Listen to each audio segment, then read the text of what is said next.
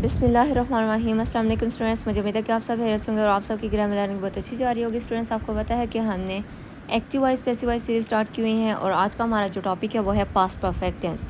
आज का lecture start करने से पहले मुझे आपसे यही कहना है कि अगर आप मेरे चैनल पर फर्स्ट टाइम आए हैं और अभी तक आपने मेरे चैनल को सब्सक्राइब नहीं किया तो kindly subscribe my channel and press the bell icon and select also that you people may get updates of my upcoming videos. Thank you so much. जैसे कि आपको पता है कि पास्ट परफेक्ट टेंस हम डिटेल में कर चुके हैं जब हमने 10 सीरीज़ की थी।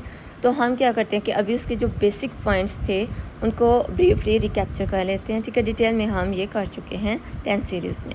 तो पहचान क्या होती है, आइडेंटिफिकेशन क्या होती है कि उर्दू फ़िक्रे के आखिर में चुका था, चुकी थी, चुके थे वगैरह आता है।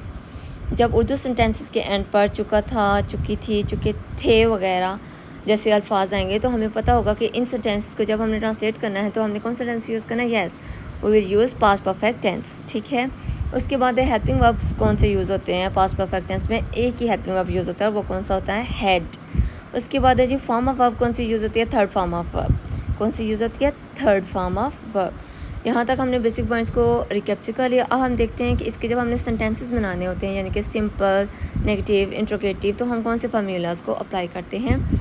तो सिंपल सेंटेंसेस के लिए हमारे पास फार्मूला आता है subject plus had plus V3 which means third form of verb plus object. जब हमने नेगेटिव सेंटेंसेस बनाने होते हैं तो हमारे पास कौन सा फार्मूला आता है, subject plus had not plus V3 means third form of verb plus object. और जब हमने इंट्रोगेटिव सेंटेंसेस बनाने होते हैं किसी भी टेंस में तो हम क्या करते हैं, उसका जो हेल्पिंग वर्ब होता है उसको स्टार्ट में ले जाते हैं।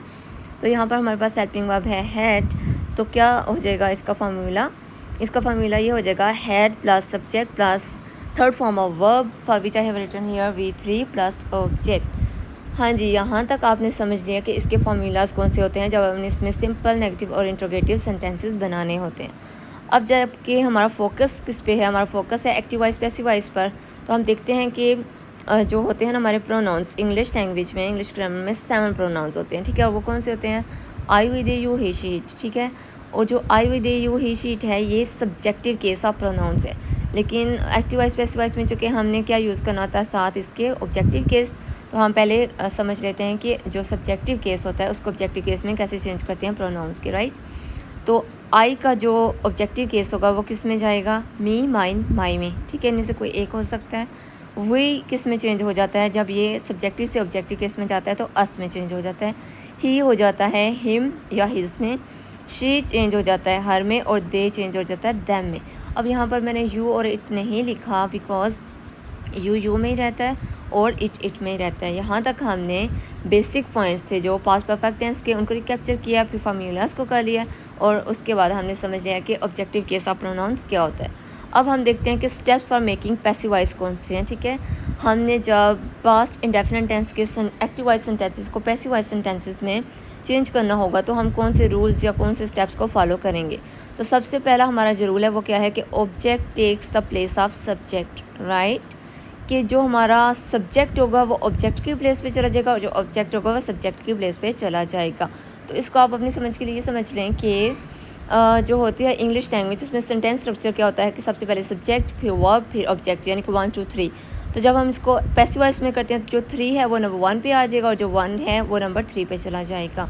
उसके बाद है जी हेल्पिंग वर्ब कौन सा यूज़ होता है जब हम एक्टिव वॉइस से पैसिव वॉइस में जाते हैं पास्ट परफेक्ट टेंस में, तो वो कौन सा होता है, हैड बीन। उसके बाद third form of verb plus by, ये कोई सा भी टेंस होगा उसमें जब पैसिव वॉइस करेंगे तो third form of verb plus bye. अब इसमें एक मज़े की चीज़ ये है कि इसमें हमें क्लासिफिकेशन नहीं करनी पड़ी प्रोनाउंस की कि ये प्रोनाउन इसके साथ हेल्पिंग वर्ब ये वाला होगा। राइट, क्योंकि हमारे पास एक ही हेल्पिंग वर्ब है, सिंगुलर हूँ या प्लूरल हूँ सब्जेक्ट्स, तो कोई से भी हूँ तो हमने हैड भी नहीं यूज़ करना है। एग्जाम्पल्स कर लेते हैं। They had written an application. अब हम इसको स्टेप्स के अकॉर्डिंग जब करेंगे चेंज तो ये हमारा यूँ मिनटों में हो जाएगा passive voice. Right, an application और दे की हम जगह चेंज कर रहे हैं, यानी कि कौन सा step number 1, object takes the place of subject. Right, तो क्या हो जाएगा, एन एप्लीकेशन और दे का जो ऑब्जेक्टिव केस है वो क्या है, दैम। उसके बाद helping verb had been, third form plus by, written by, और एंड पर हमने कर दिया हुआ है चेंज, तो क्या बन जाएगा, an application had been written by them.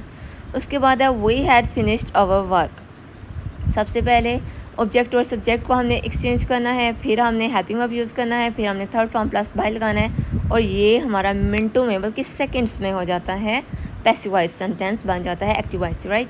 तो क्या हो जाएगा, our work had been finished by us. उसके बाद है जी, he had visited many places had been visited by him. She had done her work had been done by her. उसके बाद है I had read a novel, ठीक है, मैं एक नावल पढ़ चुकी थी। तो क्या हो जाएगा, अ नावल को हम स्टार्ट में ले जाएंगे, आई अपने ऑब्जेक्टिव केस में एंड पे चला जाएगा, थर्ड फॉर्म और प्लस बाय और हेल्पिंग वर्ब लगाएंगे, ठीक है, हेल्पिंग वर्ब लगाएंगे, उसके बाद थर्ड फॉर्म प्लस बाय। तो क्या हो जाएगा, a novel had been read by me. तो स्टूडेंट्स, आज के लेक्चर में आपने बहुत आसानी से इसको समझ लिया, आपको कोई चीज़ रटनी नहीं पड़ी, क्रैमिंग नहीं करनी पड़ी कि ये रूल होते हैं जी, ये करना है, ये वो करना है। आपने जस्ट सिंपल से स्टेप्स को समझ लिया और उसके बाद आपने क्या कर लिया है, एक्टिव वॉइस सेंटेंसेस को चेंज करना सीख लिया पैसिव वॉइस सेंटेंसेस में, पास्ट परफेक्ट टेंस में। तो इसके लिए आपने क्या करना है, सबसे पहले आपने करना है कि आपने अपने कॉन्सेप्ट्स क्लियर करने हैं टेंसेस के, राइट। उसके बाद आपने फिर करने हैं ग्रामर में बाकी लर्निंग, कोई सी भी चीज़ आप कर सकते हैं। तो आज का लेक्चर इसी कोटेशन पर ख़त्म करते हैं कि done is better than perfect. Okay students, अल्लाह हाफिज़।